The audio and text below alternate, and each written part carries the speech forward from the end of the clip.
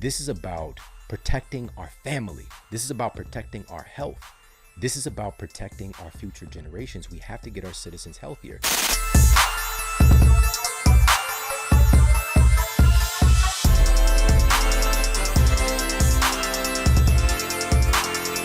The CDC just released their latest chronic disease numbers in a cute little infographic that fails to soften the blow of some jaw-dropping statistics. According to the CDC's own data, 60% of American adults now have at least one chronic disease. That's right, 60% of our citizens have at least one chronic disease. And at least 40% of American adults have two or more chronic diseases. They go on to note how the rampant rates of chronic diseases are the leading causes of death and disability in the United States, and the leading drivers of the nation's $4.1 trillion annual healthcare costs. Every year, it's over $4 trillion with the T dollars invested into U.S. healthcare. And yet, compared to other developed nations, the United States is lagging far behind. We spend by far the most money, and we have some of the worst health outcomes.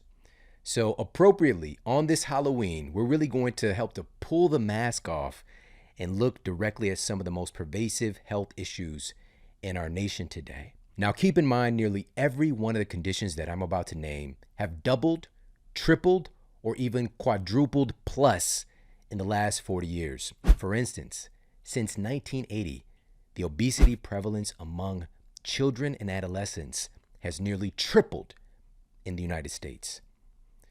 Today, nearly 1 in 3 of our kids are overweight or obese. Something is seriously wrong.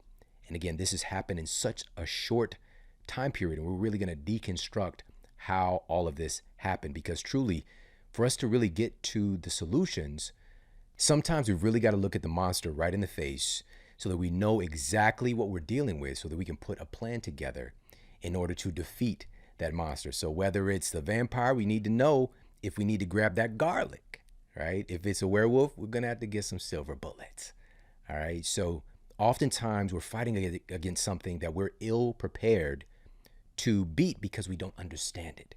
And so this is why this information today is so vital. Now, what are some of the most widespread conditions in our population here in the United States of about 330 million U.S. citizens? Well, of our 330 million population, approximately 250 U.S. citizens are now overweight or obese. This is a significant majority of our population. And again, this is just taking place, this shift where obesity and being in a state of being overweight or obese has become normalized, become the societal norm. It's only happened within the last few decades. In addition, here in the United States, about 130 million of our citizens have diabetes or prediabetes. Also, nearly 60% of the United States population has some degree of heart disease. And also, in a more recent epidemic, nearly 70 million American citizens have digestive diseases. Plus, upwards of 50 million U.S. citizens now have an autoimmune disease. Conditions that were once rare have now reached epidemic proportions. Overall, an analysis published in the peer-reviewed journal Metabolic Syndrome and Related Disorders determined that only 12% of American adults are metabolically healthy. And this is just for starters, because even with the numbers that I'm sharing right now, everything is still trending upward. They're not slowing down. In fact, with approximately 43% of our population being clinically obese and trending up, we're set to cross half of the population being clinically obese within the next few years. There isn't a word to describe how troubling this is, because we know today that obesity is an underlying component in the majority of the top 10 causes of death here in the United States right now. So whether it's diabetes, whether it's Alzheimer's, whether it's heart disease, whether it's liver disease, kidney disease, obesity is one of the biggest risk factors for chronic, debilitating diseases. And also, as you know, we've talked about this many times, it is the biggest risk factor for infectious diseases as well, specifically viral diseases like the one that we've been facing in the last couple of years. So it's creating a hypersusceptibility because the state of obesity, when our fat cells, which the human fat cells are very, very miraculous. Again, we're oftentimes trying to fight something that we don't really understand. Our fat cells are simply, they've evolved over hundreds of thousands in this particular form as this human species, Homo erectus. But in this particular form, but stretching back, again, millions of years, we've really evolved to have these fat cells that are very intelligent in storing energy for when we need it, right? We were facing different times and terrains where food was not as accessible. And so they're really good at doing their job, but our bodies are storing energy for a rainy day that never comes. And so our fat cells can actually expand their volume upwards of about 1,000 times.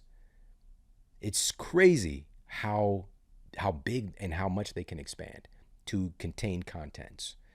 The problem is when they're forced to hold so much, our cells start to send out essentially a false distress signal that is triggering this inflammatory response and is creating a state of chronic underlying inflammation, right? Things are already on fire in the house, and then a viral infection comes along and just throws gasoline on the fire. All right, so we really have to understand how this isn't about a vanity metric. This is about protecting our family. This is about protecting our health. This is about protecting our future generations. We have to get our citizens healthier. We're not talking about being some one-size-fits-all framework of a human being. There are many wonderful sizes and shapes and expressions of the human body. That's okay. That's what makes us so special. But when we're starting to transition into this place where we are deeply as a species metabolically unhealthy, and we're a ticking time bomb for disease and degradation, that's where we have to draw the line. That's where we have to take accountability. That's where we have to support each other and support practices and policies that simply help to normalize us feeling good and being well. And not just for now, but as we see our life expand, our lifespan growing, we want to see our health span growing as well. So now, in addition to this, really understanding, taking a step back, disease and degradation becoming this bad this quickly cannot happen without powerful systems that perpetuate these diseases. Of course, there's the most obvious being the processed food industry. They're really like the Dr. Frankenstein of this horror story, creating frankenfoods that have become accepted as normal. Today, according to data published in the BMJ, nearly 60% of the average American's diet consists of ultra-processed foods. Ultra-processed foods. We're not talking about minimal processing, turning olives into olive oil, or turning a tomato into pasta sauce. We're talking about taking wheat and corn and turning it into Apple Jacks. All right, we're talking about taking corn and turning it into a sweetener that's utilized in nearly every beverage that you're going to see walking down the beverage aisle, right? That's ultra processed. It's lost any resemblance or connection to anything natural. You can no longer recognize where it actually comes from. It's so distorted and denatured, not to mention the artificial flavors, artificial colors, additives, preservatives, all these things. And we've talked about this many times on the show, known toxicants and also many carcinogens and many compounds that are leading to issues ranging from cognitive decline to metabolic dysfunction.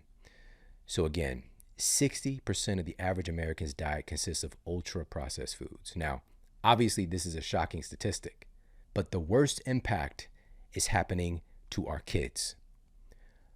A new study published in the Journal of the American Medical Association analyzed the trends in ultra-processed food consumption by young people between the ages of 2 and 19. This is analyzing the data over the past 2 decades. The study found that from 1999 to 2018, the average American youth's ultra-processed food consumption went from a staggering 61.4% of their diet back in 1999 to an even more alarming 67% of their diet. Again, this was not normal just a couple of decades ago. And we see the consequence of this growing trend being childhood obesity has tripled since 1980. We cannot stand idly by and allow this to happen. And please understand that it's up to us. It's up to us as parents, because these little lives are entrusting in us to create conditions where health can be normalized, or we're going to create the conditions where disease is going to be normalized. When we are allowing, again, we're going to look at the larger scale. Matter of fact, let's do this right now. Because what's the large scale consequence of our devolved diet? Like, where does this actually show up as far as the numbers are concerned? Well, a massive meta-analysis that was published in The Lancet in 2019, titled Health Effects of Dietary Risk in 195 Countries, examined the links between poor diet and our skyrocketing rates of chronic diseases in our world today. The scientists determined that poor diet kills 11 million people around the world every year. 11 million souls are lost every year due to poor diet. The researchers stated, quote, "Our findings show that suboptimal diet is responsible for more deaths than any other risk globally, highlighting the urgent need for improving diet across nations." Please hear this, because major media is not going to inform you about these facts.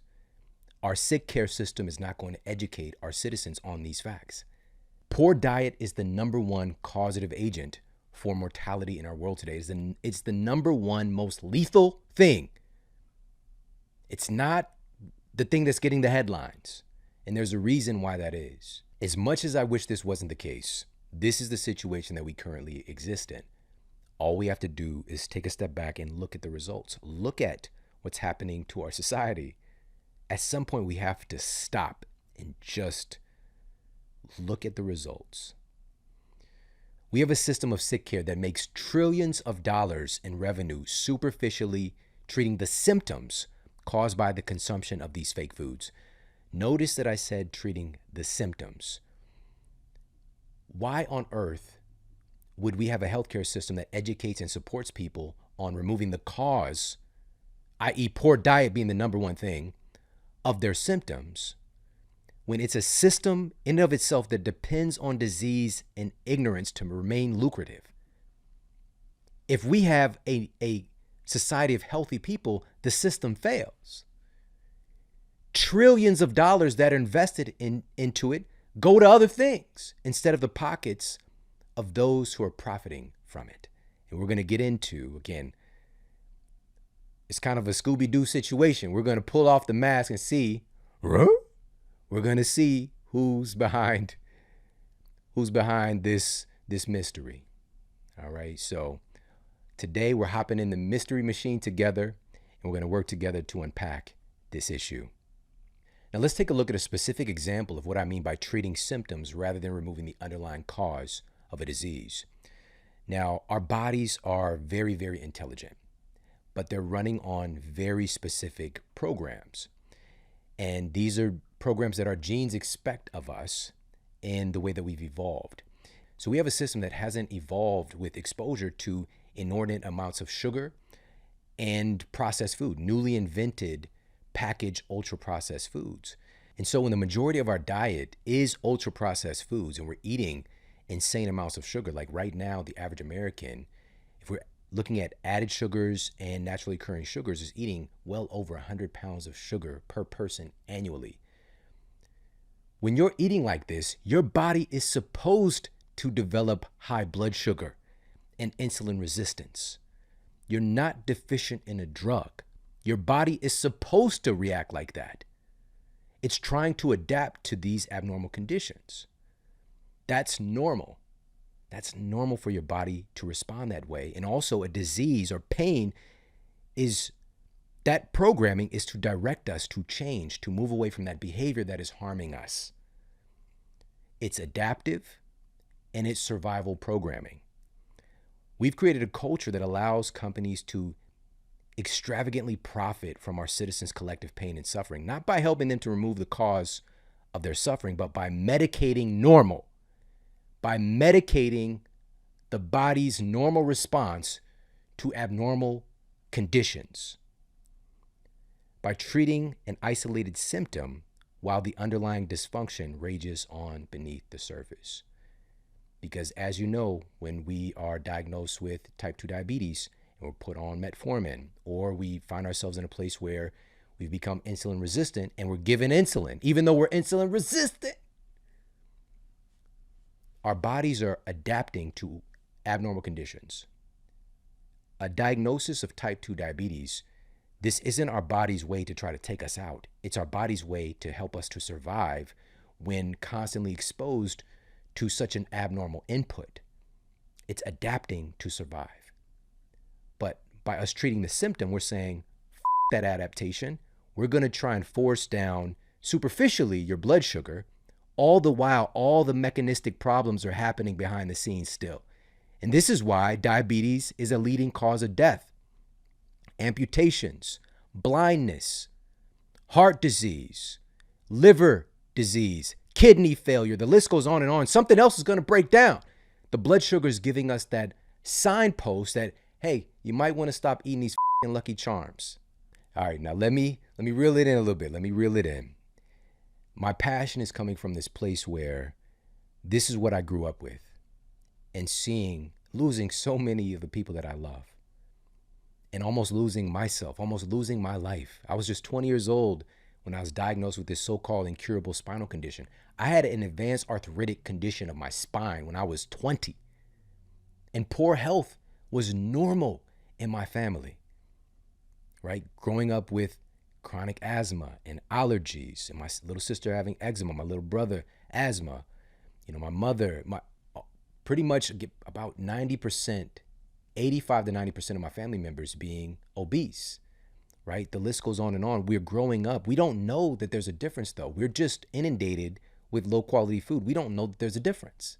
I had no idea that the food that I was eating was contributing to my health issues. I had no cognitive association just because I grew up in conditions where I wasn't given access to that insight, that education, and we simply just didn't know. And so that's a part of the problem, of course, is lack of education, lack of access, and poor nutrition accessibility, right? Processed food specifically.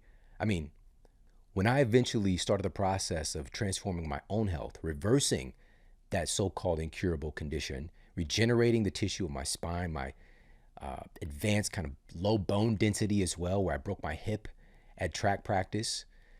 When I started to reverse these conditions, I was living in Ferguson, Missouri, where I could not escape all of the ultra processed foods. I was just surrounded by fast food. As soon as I walk out of the apartment complex, right across the street, there's a liquor store.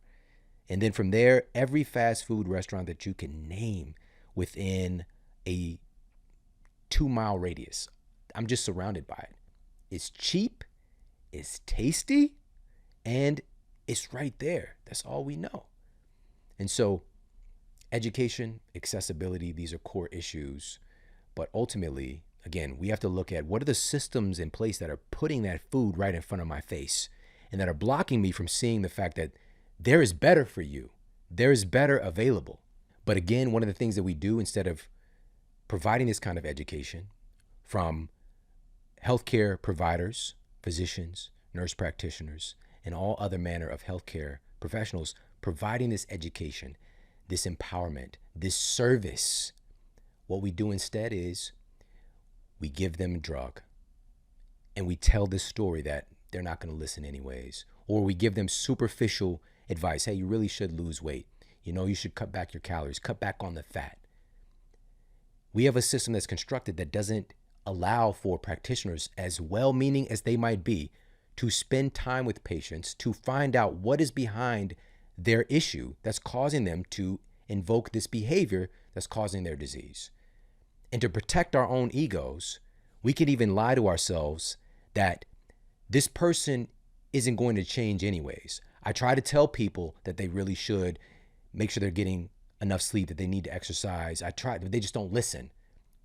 If you can't get somebody to listen, get the out of the field. Why are you doing it if you're not good at it? It's a story. It's a lie that we tell ourselves to perpetuate the cycle. The number one thing that we should be doing is education. That's what the word doctor is derived from. Teacher. But we've allowed our integrity to devolve. And what we really signed up for, which is to be of service, to help people to get better, to save lives. And instead of doing that, we're perpetuating the cycle of drugging, first do no harm, of drugging our citizens instead of helping them to remove the cause of the problem. Giving them Band-Aids to try to cover up a gaping wound and saying that they won't listen anyways. Or saying to oneself that we're acting in integrity. That's not integrity. It's not okay. But we get into this system. We have to feed our families. We only got 7 minutes per patient. It's not enough time to find out what's going on in their relationship that's driving them towards this behavior. What's going on with work? What's going on with their children? Getting to the core issue, because every single human being is simply acting in the methods and modalities and the habits and the practices based on what they perceive themselves to be, who they perceive themselves to be. We're all acting in a way that is in alignment with who we see ourselves to be. For us to change, we have to be able to see ourselves differently. We have to be able to see ourselves as valuable. We have to be able to see ourselves as being able to go from where we are to where we want to be. That life just isn't even, it's so blurry for most people because we've been so inundated with poor health, with degradation, with hardship, with struggle.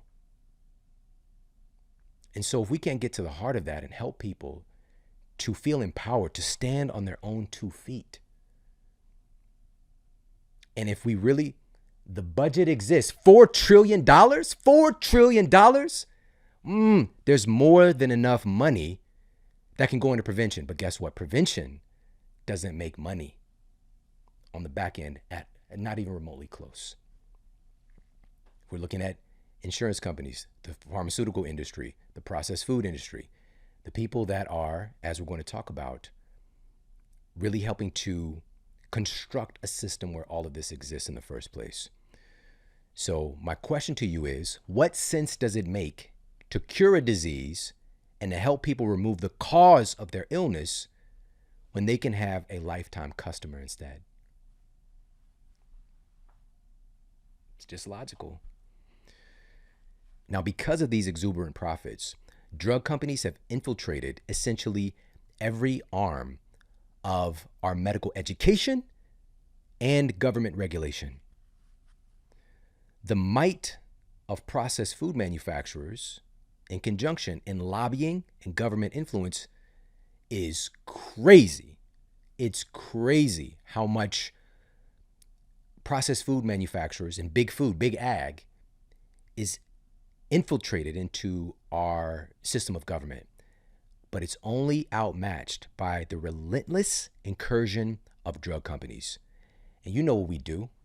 We're going through data. We're going through published facts. I've got the receipts. I'm not here just throwing shit at the wall, see if something sticks. We're really talking about that.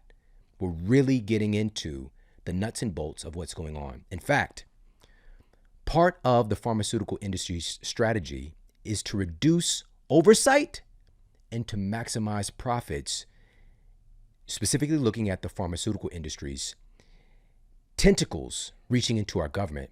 As part of their strategy to reduce oversight and to maximize profits, in the last 25 years, the drug industry has spent 50% more on lobbying in our government than any other industry in the United States. 50% more. The drug industry spent an average of $450,000 on lobbying for each of the 535 members of Congress in the year and a half prior to the 2016 election. For example, They also maintained 3 drug lobbyists for each member of Congress as well.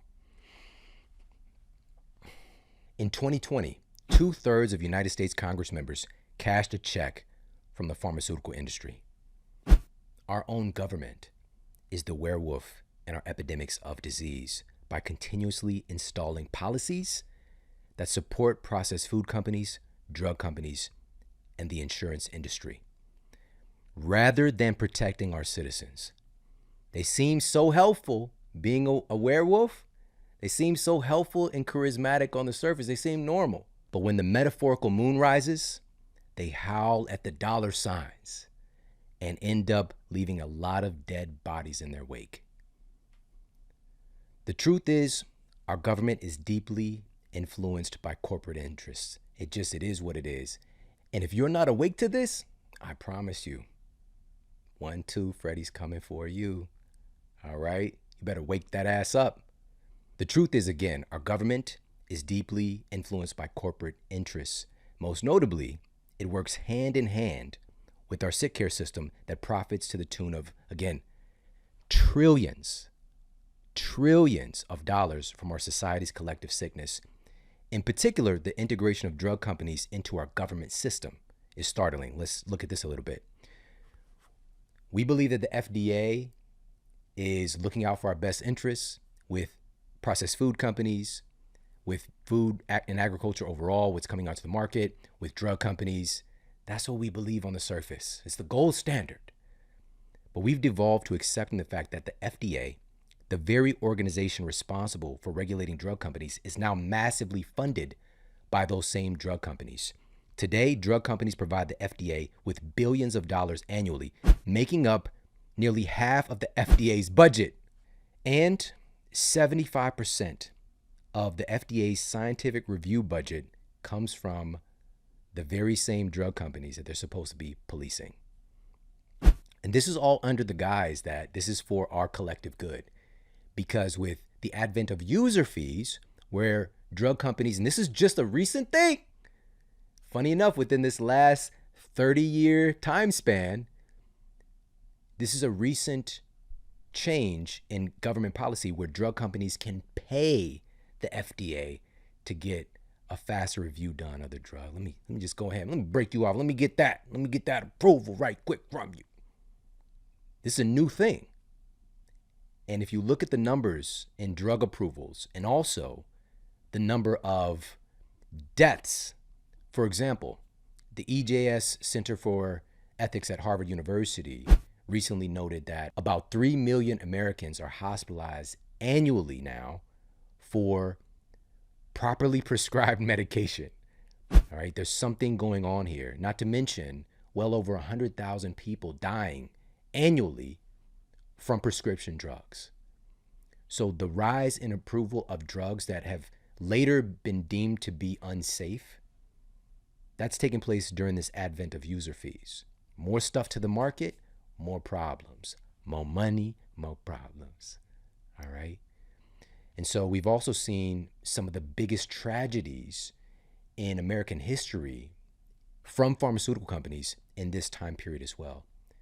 Most notably right now with the opioid crisis that is still raging on. But again, the FDA itself is largely funded by drug companies, but that's just for starters because the FDA and pharmaceutical companies also have a revolving door of shared personnel that we can no longer overlook. In fact, 9 of the last 10 FDA commissioners themselves have gone on to work for drug companies.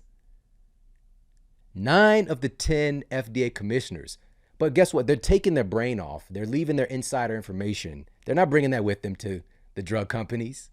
They're not coming in with no experience, and they're using that Men in Black thing, right? They're men in Black in them, so they don't remember how to manipulate the system.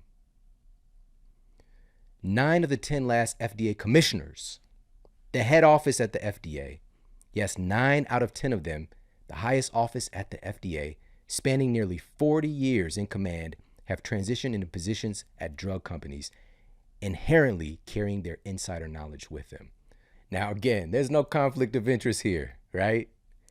The dodgy things that have happened on their watch over the last 40 years, like the approval of opioids that have killed over 500,000 Americans, the approval of drugs that have been mass marketed, like Vioxx, that caused, approximately 140,000 heart attacks and killed maybe 60,000 Americans. Just oopsies. Those are oopsies. When testifying before the Senate in the case of Vioxx, the deputy director at the Office of New Drugs at the FDA, Dr. Sandra Quetter, admitted the FDA was wrong for failing to make sure information about the increased risk of Vioxx causing cardiovascular events was, quote, in the forefront of the consciousness of the prescribing physician, unquote. Also, she was saying we was wrong for not making sure that Vioxx risk was known at the forefront of the mind by the prescribing physician. How about the isn't out there on the streets? How about it's not approved? But this isn't just the FDA's fault.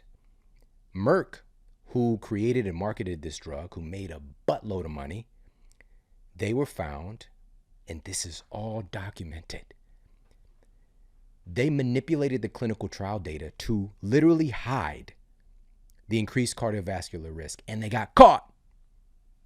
They killed upwards of 60,000 Americans, killed them, gave heart attacks to at least 140,000 Americans. No one went to jail. They killed. They didn't kill one person. They didn't kill 10 people. They didn't kill 30. It wasn't a mass shooting.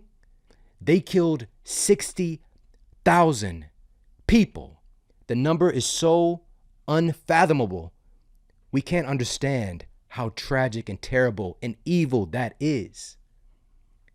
Halloween. Michael Myers right here. You need to be scared of them. They're the ones who are chasing you down constantly. Ask your doctor. They got the ads, right? You want to be in the wheat field. You want to be in the rocking chair. You want to go to the wedding and dance. Come get your Vioxx. That's what I wanted. I just wanted to be normal. I wanted to feel good. I wanted to get out of pain. 20 years old, I go to the physician.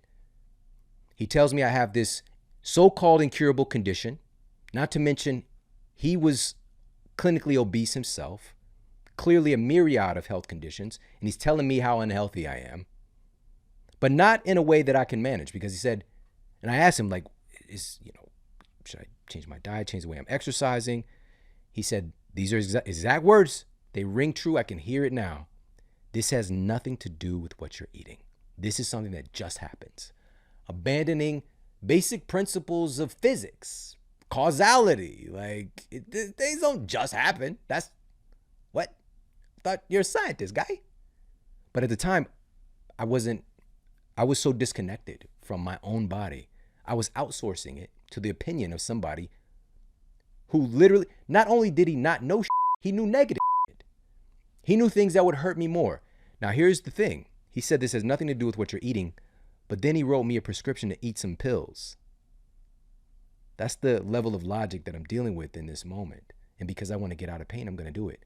There were two hot drugs, NSAIDs, non-steroidal anti-inflammatory drugs, that were available at the time. One was Vioxx. One was Celebrex.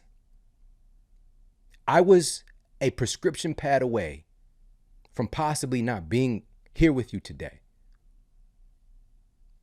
He wrote me a prescription for Celebrex. Which, did it get me out of pain? No, it didn't. It also led to side effects of restless leg syndrome, which I didn't know was restless leg syndrome hadn't really got its time in the sun and its own drug to come along with it. But I'd go to bed at night, and my biggest trauma at the time for these 2 years of suffering I was in was trying to sleep at night. And this exacerbated that problem. Not only was the pain waking me up, but it felt like my legs were trying to get up and leave me. I felt like I was in that magic trick where they cut the person in half, they get into the box, they cut the person in half, and then the legs are kicking on one side and the upper body. I felt like that, like my legs were trying to run off without me. I didn't know that was a thing. It's so weird. So weird. Restless leg syndrome. All right. But could have just as easily been Vioxx. The drug rep hadn't got to him yet, apparently. So this is why, again, I'm so passionate about this subject. And I'm asking for your compassion in this dictation because I really do want you to be empowered and informed. But most importantly, oftentimes to solve a problem, we have to know what we're dealing with. And some of this stuff can get a bit scary. All right, it can be a bit freaky deaky. But I believe that we have the power to transform this. We have the power to take control of our health. We have the power to shift what's happening in our education system in training our healthcare professionals. There are pieces of these things already happening. It can't be stopped right now with the advent of the internet because the education accessibility is there. Platforms like this exist, and they so far outperform and outreach conventional medicine's distribution of information on these platforms. It's miraculous. So it's one of those things where a problem presents itself and the solution rises up as well. But the question is, how quickly are we going to reach that tipping point to where we can normalize health and wellness again? Now, stories like Vioxx and Bextra and Neurontin and opioids, these might seem like anomalies. And you might think, well, those are just the occasional problem. Look at all the other amazing drugs that have been approved. Then you'd be failing to realize that the FDA has also become a transit station for, quote, new drugs that make drug companies hundreds of billions of dollars without being more beneficial. With the process of drugs going from this patent process to shifting to being generic, you've got to find a way to rekindle or to stay in control as much as you can with that cash cow. And one of the ways that this happens is highlighted in a meta-analysis published in the peer-reviewed journal of Law, Medicine, and Ethics. And this is also supported by the EJS Center for Ethics at Harvard.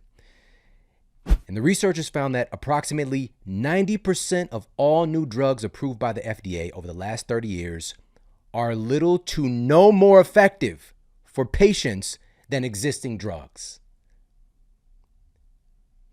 Please understand, approximately 90% of all new drugs are not better than the drugs that are already on the market. But yet they're marketed as these new innovations. They're making hundreds of billions of dollars for drug companies. And what we've ushered in is the appearance of innovation from those who profit mightily from our collective sickness and ignorance. It's an appearance of innovation. It's not really better. They're not curing. They're not actually solving problems. They're not coming up with new innovations in medicine because, again, the premise of it all is ignorant. We're treating symptoms. Let me see if I can treat this symptom a little better. The long tail effects, poor health, rampant increases in chronic degenerative diseases, rampant increases in infectious disease. That's another thing that's a misnomer. We think that, of course, our new innovations, we've reduced infectious disease. No. A study titled Trends in Infectious Disease Mortality in the United States During the 20th Century, and this was published in the Journal of the American Medical Association, JAMA.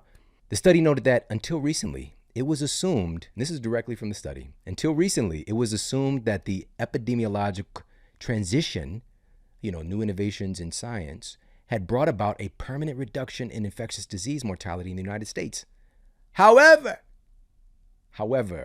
in the United States, mortality due to infectious diseases increased 58% in that study period, which was between 1980 and 1992. A trend that was unforeseen, as the researchers stated. We're seeing more and more epidemics of infectious diseases taking hold as well. What is going on? Why is this happening? Could this be due to our perversion in our association with nature and the natural order of things Could this be our multi-pronged epidemics of chronic diseases that inherently increase our susceptibility to not just chronic diseases, but also infectious diseases as well? Now, circling back to the entity that is so deeply profiting from our collective sickness, drug companies are really the vampires in this scary movie, sucking our citizens dry of their money while simultaneously bleeding people of their life force. On the surface, they seem so prestigious and attractive, yet they're able to hide their teeth. But what I'm here today to share with you is that a vampire can't come into your home unless you invite them in. It's in the rule book. It's in the rule book. Stay out of the system. Do your best to stay out of the system. Where the modalities are cut, burn, poison. Where is health involved in any of those things? Come on, like, this is so, again, at some point, this thing gets turned on in you where you realize, like, wait a minute, the premise of this entire system is flawed. We are literally not removing we're treating symptoms. We're not getting rid of the thing that's causing the manifestation of a symptom. We're just treating the symptom. And by doing that, we can tell ourselves we're saving this person's life. There are situations, of course, there are situations where drugs are wildly appropriate. Absolutely. But the vast majority of drugs that are prescribed today that people are utilizing, by the way, here's a little not so fun fact. Just to look at, is all this drugging of our citizens, is it working? A study published in the journal Mayo Clinic Proceedings found that upwards of 70% of our citizens are already on pharmaceutical drugs at any given time. Using a representative population of Americans, the study reveals that 68.1% of our population received a prescription from at least one drug group, while 51.6% of our citizens received prescriptions from 2 or more drug groups. Now, to be clear, this analysis, we're talking about entire classes of drugs. So many people can be prescribed multiple drugs within a single class. And I know that happened to me as well. And this doesn't show up in the analysis to see how pervasive this issue really is. Now, again, has our treatment of what's manifested with our health, has it been working? You know the answer to this. We're not getting better because the way that we're treating our citizens is not working. There are wonderful, brilliant people working within healthcare. And some folks are trying to change this, but then there are other folks that truly mean well, and they got into the field to be of service and to help people. But if you take a very smart, passionate person and you teach them the wrong thing, you train them on how their high blood pressure, their hypertension is a necessity for you to prescribe them lisinopril, right? They have hypertension because they're deficient in a drug. Like, here you go, just take this. Take a statin. That's going to help.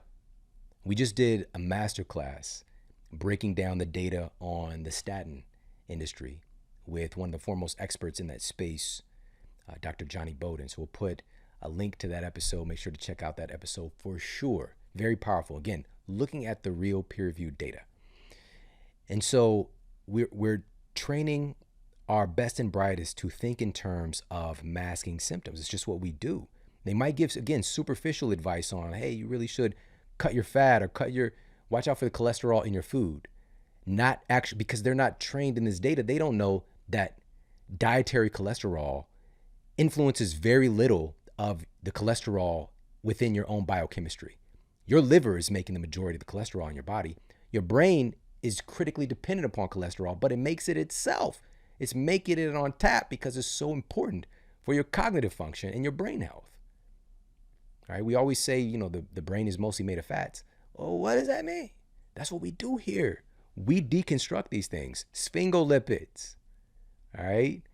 Phospholipids, cholesterol. These are the 3 kind of primary classes of fats that you're going to find operating in the human brain, all right? And so to vilify a certain nutrient or a certain natural compound that the human body creates, like cholesterol, and say one is good, one is bad. Does your body not forever in the history of humanity made LDL? How are you just going to call it bad? And LDL, by the way, it's low density lipoprotein. I didn't say cholesterol in that. It's a carrier. And it's carrying the same cholesterol as the HDL, what's categorized as the good cholesterol. Like, there's so much cognitive dissonance. There's so much disconnection from understanding these principles because our healthcare workers simply are not given access to this kind of information unless they do this on their own dollar. And because of the weight and the stressors of being in that system itself, this is why we see some of the highest rates of mental health issues in healthcare, of suicide, of substance abuse. Also, if we're looking at the industry of nursing, we see some of the highest rates of obesity, some of the highest rates of breast cancer. The list goes on and on. We're not even educating our healthcare workers on taking care of themselves and then entrusting them to take care of the rest of us. It's such a crime. They deserve better. But we have a system that advocates sickness. It breeds sickness. It creates a circumstance where the healthcare professional is so distorted in their own body, in their own mind, they're just going to be more programmable. So at the end of the day, again, we have power to change this, but it starts with us taking responsibility for our own life and then stepping forward and working with our healthcare practitioners as supporters, as coaches, and not parental figures where they're the end-all be-all telling us what to do with our own bodies. That body that you live in is yours and yours alone. It's the greatest gift.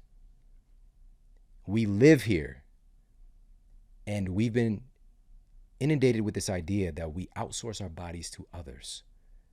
And oftentimes this Dr. Frankenstein mindset where they're separating us into parts and not looking at us as a whole being, our body and our mind. Separating the mind out of medicine in the first place. We have entire fields of psychoneuroimmunology, psychoneuroendocrinology. We know how our thoughts in our mind and our exposures and our beliefs affect our health outcomes. It might be the most important thing, yet it's plucked right out when you sign up, when you get on that pre-med track. It's so strange, but again, these things are changing. There are teachers out there at some of our institutes of higher education that are changing things. I've been a part of many of these different things and different projects, guest lecturing at places like, NYU's neuroscience department. I've had some really remarkable opportunities and privileges to be able to help to change this.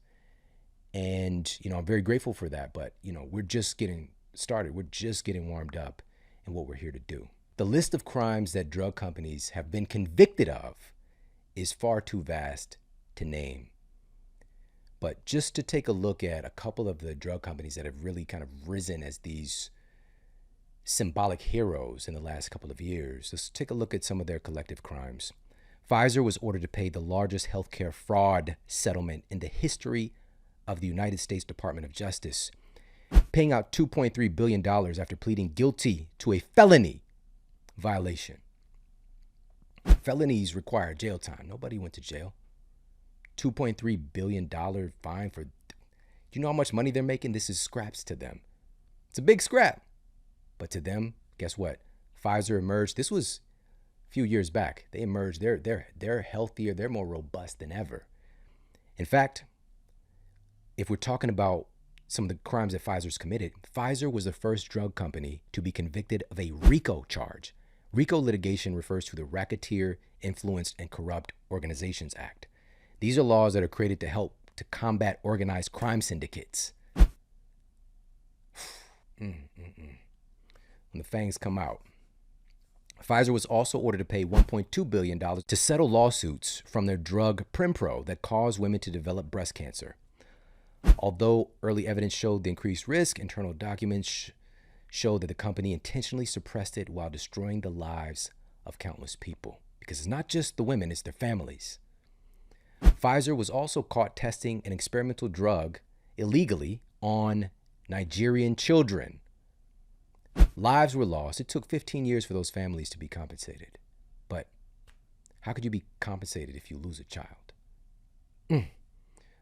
Pfizer was caught bribing foreign governments and regulatory officials in other countries several times. Just one of the crimes that they were caught doing resulted in a $60 million fine for corrupt practices and bribery in Russia, Bulgaria, and China, among other countries. Now, the corruption on both foreign and domestic soil runs deep with many other leading pharmaceutical companies. One of the most pervasive offenders is Johnson & Johnson, J&J. One of the times Johnson & Johnson was caught committing corrupt practices resulted in a $70 million fine for bribing doctors in European countries. Officials at the Securities and Exchange Commission said that Johnson & Johnson's bribes might have harmed public health in several European countries. For years, the company tried to hide its illegal activities by using sham contracts, offshore companies, and slush funds to cover its tracks. It sounds like a movie, right? But this is real. Now, in the investigation, prosecutors said that Johnson & Johnson had provided, quote, significant assistance in their investigation of other drug companies who were committing similar crimes, resulting in a reduced criminal fine for themselves. It's so crazy, like textbook, like this is like a movie, like they're snitching to try to get a reduced charge, to try to get out of it themselves. So they're snitching on other drug companies. Wow, Johnson & Johnson. Johnson & Johnson was also ordered to pay part of a $26 billion lawsuit for their contribution to the opioid crisis that has now killed over 500,000 Americans. Johnson & Johnson being a leading supplier of this, quote, genetically modified super poppy, which was, the essential compound utilized to make these opioids. Johnson & Johnson was also caught illegally promoting antipsychotic drugs to be used for children and people with developmental disabilities. The U.S. Department of Justice noted their criminal and civil fines were $2.2 billion for their illegal activities. Key word here, this is when they were caught, though. This is when they're caught. You've got to understand that entities that are operating like this with criminal intentions, it's a part of doing business, is committing crimes. And they also have money allotted, the most powerful legal teams in the world, to get them out of these things. You pay the fine and just keep it moving. They just keep making money. Nobody is facing any real consequences for killing our citizens, for committing these crimes. And so the behavior is going to be perpetuated. If there's no real consequences, why stop doing it if you're making so much money? Now, again, these are two of the perceived heroes in the last couple of years. But if we don't have the wherewithal to come into this with a certain level of hesitation or a certain level of skepticism, which is essential, it's essential just being human, but especially in the context of entities that are proven criminals. We're talking about killing repeatedly on several occasions, killing innocent people, not to mention a plethora of other crimes, including fraud and bribery and the like. If we don't come into this with a certain level of skepticism because of fear, and we start to outsource our bodies and our thinking to these known criminals, like that's not intelligent. It's not an intelligent move to make. Not saying that they can't produce a viable product that can serve and provide some benefit, but we have to come into this with extreme skepticism and have them to prove to you, have them prove that they're doing something good, prove that they've changed their ways and they're not lying this time. Now, if you've seen any of the big news right now, Pfizer is now seemingly admitting that their vaccines were never shown to stop transmission of COVID-19. Was the Pfizer COVID vaccine tested on stopping the transmission of the virus before it entered the market? If not, please say it clearly. If yes, are you willing to share the data with this committee? And I really want a straight answer, yes or no, and I'm looking forward to it. Thank you very much. Regarding the question around, did we know about stopping immunisation before it's entered the market? No. We had to really move at the speed of science to really understand what is taking place in the market. And from that point of view, we had to do everything at risk. Now, many people in the industry, the quote fact checkers are like, oh, that's old news. No one ever said that they stopped transmission of COVID-19. Well, here's the head of Pfizer, Albert Bourla, stating that it stops transmission. But there are a lot of indications right now that are telling us that there is a protection against transmission of the disease. Now, you might have thought, hey, that was a fluke. Maybe he just accidentally slipped. It slipped out. Well, here's him again saying that it stops transmission. The efficacy actually in our three-dose vaccine in children was 80%. You're talking about efficiency to prevent severe disease or to prevent infection? To prevent infection. To prevent infection. Yes. Well, that's just him. All right, that's just the head of Pfizer. No biggie. Well, here's the head of the CDC saying that it stops transmission. Our data from the CDC today suggests, that vaccinated people do not carry the virus, don't get sick, and that it's not just in the clinical trials, but it's also in real-world data. All right, that was the head of the CDC, Rochelle Walensky, saying that it stops transmission, but it's got to stop there. That's not going to have effect on people's thinking. Well, here's the president of the United States saying that it stops transmission. The various shots that people are getting now cover that. You're okay. You're not going to get COVID if you have these vaccinations. Now, here's the thing. We have to think about the influential minds in the state of our citizens hearing from folks like this, and their different belief systems are just getting layered with, okay, the head of the CDC is saying this, the head of Pfizer is saying this, the president of the United States in such a position of power, regardless of what you think of him, it is the highest office in the land. To make this statement, it's going to affect the psychology of our citizens. And here's the thing, even though these people were lying, let's not say falsehoods, let's say what it is, they were lying, or at least blatantly negligent in the information they were giving to the public. The revelation that it doesn't stop transmission that fact checkers are peddling as nothing new really is nothing new. But the reality that it was never shown to stop transmission did not compel these fact-checking services to label the head of the CDC or the head of Pfizer as spreading misinformation. That's the problem. Because it was misinformation. Instead, they were censoring researchers and scientists who shared data detailing how they didn't stop transmission from the very beginning. That's who they spent their time censoring. Because, for example, here on this platform, I had on, this was May of 2021, right when all of this was really kicking into high gear. I had on the author of the peer-reviewed paper on Pfizer and Moderna's vaccine efficacy, titled Outcome Reporting Bias in COVID-19 mRNA Vaccine Clinical Trials. This peer-reviewed paper is literally on the NIH's National Library of Medicine site. I had on the author because that's what we do. We're going to the source. Here's epidemiologist Dr. Ron Brown explaining the study results. Dr. Brown, can you share the details of your recent peer-reviewed study on the COVID-19 mRNA vaccine clinical trials?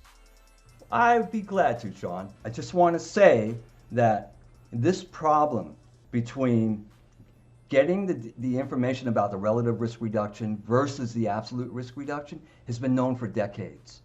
And I'll get into the details, as you said, but I just want to outline the overall problem. So people are not aware of this. It's not just the public, it's the practitioners, it's the clinicians, it's the doctors. They're not aware of this either. The people who are the most aware of it are the actual researchers who collect the data on these clinical trials, and they use relative risk reduction to compare the efficacy of vaccines between trials. So relative risk reduction, actually, that's the statistical version of what we call vaccine efficacy. Efficacy means how well does the vaccine work under experimental conditions, as opposed to out in the population where you have unhealthy people, healthy people, and those conditions. So vaccine efficacy is really relative risk reduction. And those are the numbers, as you said, that are usually advertised. For the Moderna and the Pfizer vaccines, the Moderna was 94.1%, something like that, and then 95.1% for the Pfizer. So that's pretty high. So the public thinks, hey, what do you got to lose? You know, instant protection. By the way, protection from what? It's not protection from death from the coronavirus. It's not even protection from hospitalization from the coronavirus or even severe illness from the coronavirus. And it's not protection from asymptomatic infections from the coronavirus. All it is protection from mild infections. In other words, you have a positive infection test plus at least one clinical symptom. That's it. That's a problem because what we have, what we call breakthrough infections, are infections in people who have been fully vaccinated. The problem is, if you've been fully vaccinated and you think you're protected, and you wake up one day with a sore throat, mild, how likely are you to report that and go back and get tested again? Well, I'm fully protected, I just have a little sore throat. Now, I don't know the answer, but I'm just proposing that those breakthrough infections are probably underreported.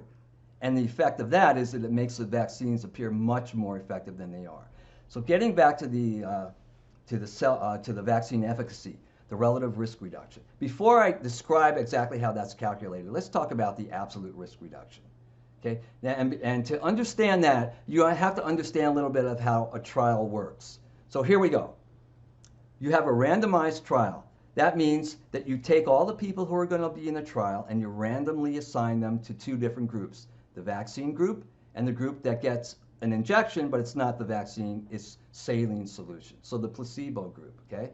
Now, why do we randomize people? We do that so that we evenly distribute all what we call the confounding factors between those two groups. Confounding factors are factors that give you the same result you're looking for, but for another reason, right? So how do you account for that? The best way to do that is to evenly distribute them between the two groups, at least theoretically. And therefore, what the difference that emerges between the two groups has nothing to do with anything other than the treatment itself. So that's why a randomized trial is considered the gold standard. So let's say you have 100 people, just as an example, in the vaccine group and 100 people in the placebo group. And let's say you have one person in the vaccine group who gets an infection. Because remember, what we're looking for in this trial is whether people get a SARS-CoV-2 infection along with at least one symptom. That's it. So let's say there's, in this case, this example, there's one person in the vaccine group that gets the infection, and let's say there's two people in the control group that get the infection, okay? So we call those infections events. And the event rate in the vaccine group is 1 out of 100, so 1%. And the event rate in the placebo group is 2 out of 100. So that's 2%. So what's the difference between 2% and 1%? 1%, right? There's your absolute risk reduction. The reduction from the treatment reduced the risk by 1% compared to the placebo group. That's all you need to know. That's the clinically relevant statistic, the absolute risk reduction. But that statistic is rarely given to the public. So where does the relative risk reduction come? Well, if you take the absolute risk reduction, divide it by the event rate in the control group, that gives you a relative risk reduction. In our example, that would be not just 2% or 1%, it would be 50%, because you're dividing 1% by 2%. See, there's a mathematical property about dividing by percentages. If you divide a number by a percentage, which is really just a decimal or a fraction, you get a larger number, not a smaller number. Usually when you divide numbers, you get a smaller number, right? In the case of a number that's a fraction or a percentage or a decimal, when you divide a number by a percentage, you get a larger number. So that's the mathematical magic behind converting an absolute risk reduction to a relative risk reduction. So why do we do that? Well, because technically, think of it this way. If you take the reduction in the risk of the disease from the treatment, that's the absolute risk reduction, right? How is that relative to the people who didn't get the treatment? The control group. So basically, you're dividing the event rate in the vaccine group, the 1%, that absolute risk reduction, by the 2% in the control group. 1% divided by 2% is 50%. There's the magic, okay? Now, the FDA and some other groups have said, when you're dealing with the public, you have to let them know what both numbers are. Not just the absolute risk, you gotta let them know both, and the relative risk. Why? Because the relative risk isn't really relevant to public health and clinical outcomes. It's the absolute risk that people need to know. We know the relative risk. So the relative risk with Pfizer, 95%. Relative risk with Moderna, 94%. What is the actual absolute risk for both of those? Pfizer, the absolute risk is 0.7%. And for Moderna, it's 1.1%. Now, I have to tell you, when I did the calculations for the Pfizer, and I saw 0.7, I just stared at it like, wait, what is this? Is that 70%? No. Is it, 7%? No, it's 0.7%. 0.7 is 0.7%. It's less than 1%. So that's the absolute risk reduction of the Pfizer vaccine. That's right. And for Moderna, it's not much different. It's 1.1%. That's dramatically different from the tell 95% me about it. You think?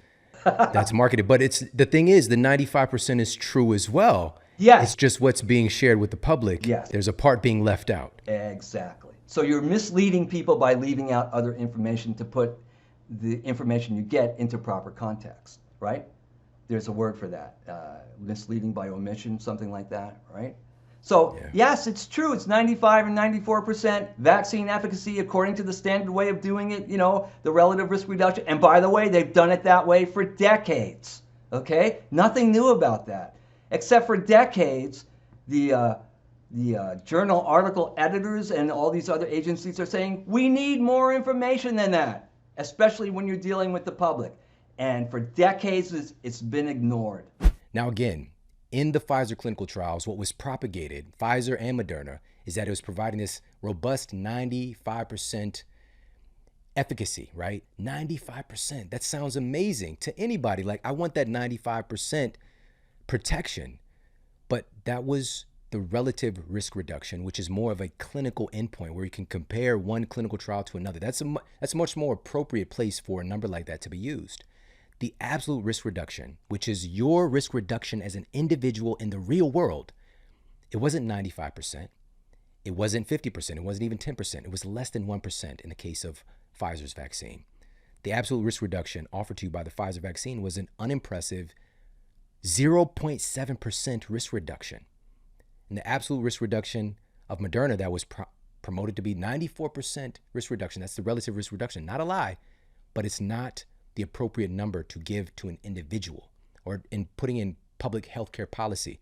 The Moderna vaccine, absolute risk reduction, your risk reduction for you as an individual is 1.1% risk reduction for you in the real world.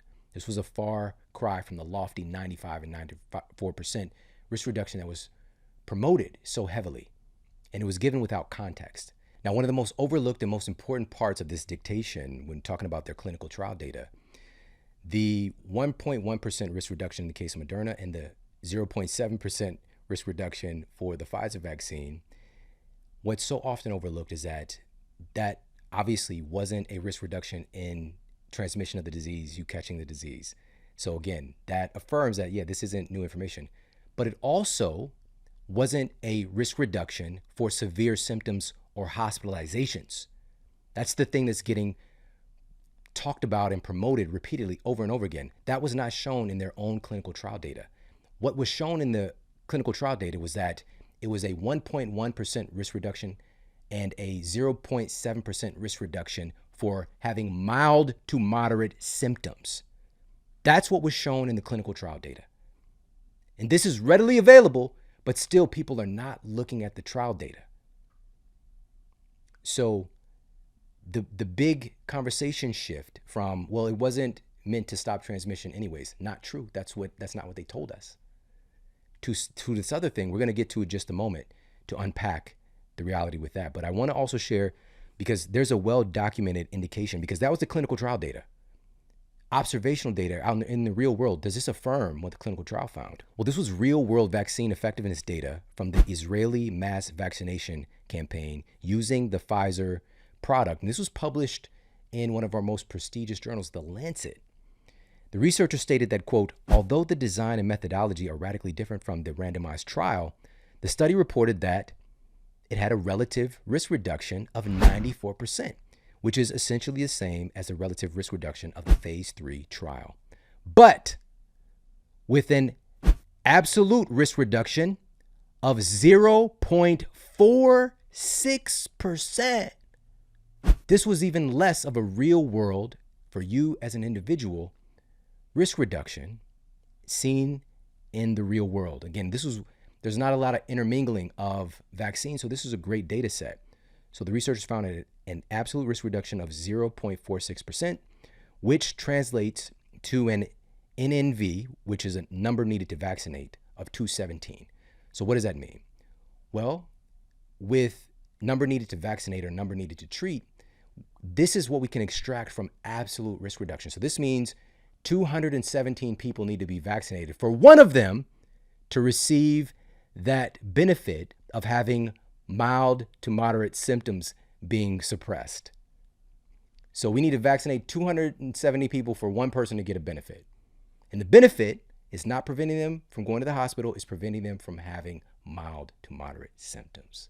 The absolute risk reduction noted by these researchers in the Pfizer analysis after they analyzed the data from their clinical trials, the absolute risk reduction was 0.84%. And their analysis of the population study found an absolute risk reduction of 0.46% in the real world. The vaccine was nearly twice as ineffective in the real world than it was in a clinical trial. But again, should we be surprised by these kind of results and these manipulations of numbers and messaging to our citizens for such a poor performing product? At the end of the day, that's really what it is, because the promise was there to stop the spread. Stop the spread. That was the promise, right? Getting to this place of critical mass, right? Herd immunity, all these different things that were getting flung around. And then we just pushed that to the side. And so the COVID-19 vaccines promised to, number one, stop the transmission of COVID-19. Well, peer-reviewed study published in JAMA that was conducted in January and February of 2021, all the way back then, in a nursing home at the very beginning of the vaccine rollout. The results of the study are summarized in the statement from the researchers. Quote, "This cohort study's findings suggest that an outbreak of COVID-19 can occur among fully vaccinated nursing home residents," unquote. We knew. So when they say it's nothing new, yeah, we knew it was nothing new. But our citizens were not told this, because the head of the CDC's statement about this stops transmission came out later. That came out after this. From the president after this. From the head of Pfizer after this. And this is using observational data to affirm clinical trial data. We need both. What about the other promise? So number one, stop the transmission of COVID-19. Number two, it was promised to reduce the viral load in COVID cases. That was another big promise. Well, at least vaccines will help us to not carry so much of the virus. Well, here's a paper published in The Lancet that analyzed nearly a year of COVID viral load data stating, quote, "Fully vaccinated individuals with breakthrough infections have peak viral load similar to unvaccinated cases and can efficiently transmit infection to household settings, including to fully vaccinated contacts," unquote. Third promise, well, at least this stellar vaccine created by our best and brightest and these trustworthy drug companies will provide some lasting protection. We can get this and get this thing over. Oopsie. Here's another paper published in The Lancet on July 21st, 2021, demonstrating how the perceived, quote, protection of the Pfizer vaccine rapidly declines within a matter of weeks. This is looking bad. The public can't be fooled that easily when we're giving them this needle-pointed treat, but we're actually giving them a trick instead. So we've got to go into damage control. Let's say this instead. Let's say that it stops you from getting really sick. But yet again, this was not an endpoint that was found when you actually look at the clinical trial data. All of the data showing that these vaccines that don't stop transmission, that don't stop or reduce viral load, are somehow magically reducing hospitalizations and deaths are based on observational data. Observational data can denote correlation, but it does not confirm causation. This is a basic tenet in science. I thought we were better than this. We can't use observational data to affirm causality. By its very nature, observational data is subject to an enormous amount of biases and confounding factors. Let's use an example of observational data to see how it can be incomplete and easily misinterpreted. And this was, again, based on the performance of these vaccines to try to extract how it's reducing hospitalizations. Now, this study was actually published by the CDC in September of 2021, and it's a report on the effectiveness of vaccines to reduce hospitalizations. That is the point of this paper. The report teed off with the applause-worthy stats of vaccine effectiveness against COVID-19 hospitalizations. Moderna's effectiveness was a glowing 93%. Pfizer showed a robust 88% effectiveness, and Johnson & Johnson's effectiveness was a respectable 71%. But here's what's incredibly deceptive about this data. The people who had immunocompromising conditions that could include anything from diabetes to heart disease to cancer to obesity to dementia to liver disease to mental health conditions and a myriad of other issues, basically any of the conditions that the vast majority of the US population have. Even if they were vaccinated, they were eliminated from the vaccinated count. When these folks were hospitalized, they didn't count them, making the numbers look real good. Pandemic of the unvaccinated, making the numbers look real good. Not only did they eliminate more than half of the people hospitalized with COVID from the data count, they highlighted the fact that they did it like it was a good thing. Basically, we don't want these sick people defiling our clean vaccinated data. And to make matters worse, in order to maintain a narrative consistent, quote, vaccinated or unvaccinated classification, they even excluded people hospitalized who were vaccinated, but just not to their liking. In other words, quote, patients with immunocompromising conditions were excluded. Patients were excluded if they received a COVID-19 vaccine other than Moderna, Pfizer, or Janssen, received one or more vaccine doses but did not meet criteria for full vaccination, or received doses of 2 different COVID-19 vaccine products, unquote. They were just taking out all these people out of the data set to create this clear data set that, hey, we're reducing hospitalizations. This is what happens when we rely on observational data. You can manipulate it how you want to get the picture that you want. We're done. Now, on this Halloween, this is a time for us to really get clear on who's behind the mask and to be empowered enough to know that we can solve this mystery. We can look the monster right in the face and have the audacity to say that, you know what, I'm going to survive this. Not only that, I'm not just going to survive, I'm going to thrive. And I'm going to teach other people how to be empowered and to be educated and to help to transform the health of our society. But it starts with us. We have to come into this, any of these associations with these known criminals, with a healthy amount of skepticism. It's just an intelligent thing to do. Not to say that they can't do the right thing or that these government agencies can't do the right thing. Of course, like they can come through. They're good people that work at all these entities. But we have to, at the same time, know that these systems are deeply corrupt. And if you just look at the state of affairs in our society, even especially the last 2 years, like how did things really turn out? And we're in a state where there's even more disease and dysfunction and dissonance and polarization. And we have to get our citizens healthier in order to have healthy conversations. That's a starting point. It's very difficult to see someone else's perspective or to be able to, when you so deeply invest your character, your livelihood into a certain narrative, your belief system into a certain narrative, then you find out that that narrative really isn't as firm as you might believe it to be. It's very difficult if you're not able to process your own thoughts and your own biases. And that takes, not to say that we can't do that when we're not healthy, we're not mentally and physically healthy. It just makes it so much easier. And so my call to action for you today is to take the time, truly right now, more than ever, to invest in your health, to invest in your mental well-being, to invest in your education. We're pulling back the curtain. We're taking a look at what's happening behind the scenes. But most importantly, what are we going to do about it? Let's start to put some things in action. And it starts with simple principles, making sure that we're getting in a few minutes of activity and walking each day, eating real whole foods that we can recognize where they come from, making sure that we're getting adequate amounts of sleep, having some management practices for the stressors in our lives, and of course, being very vigilant in having authority in where we're placing our trust. Because the most important trust for us to have is within our own heart, within our own spirit, and listening to that inner guidance system. So, again, we all kind of felt like something was really wrong or off these last couple of years, but it's that trick or treat vibe that's happening behind the scenes where they're giving us a piece of candy. Here's your little treat. But in reality, it's a sleight of hand, because on the backside, there's an ultimate trick going on where they're the ones profiting. All right. It might seem like we're getting these little things, little nuggets of hope, little nuggets of, advances in healthcare. But as we already discussed, it's the appearance of innovation. The real innovation is going within to get ourselves physically and mentally healthier. And I appreciate you so much for being a part of this and being a part of this mission. Please share this episode out with the people that you care about on social media. You could tag me. I'm at Shawn Model. You can send this directly from the podcast app that you're listening on. And we've got some epic masterclasses and powerful guests coming very, very soon. So make sure to stay tuned. Take care. Have an amazing day. And I'll talk with you soon. Hey, if you like this video, make sure to check out this video right here. It's not the tactics.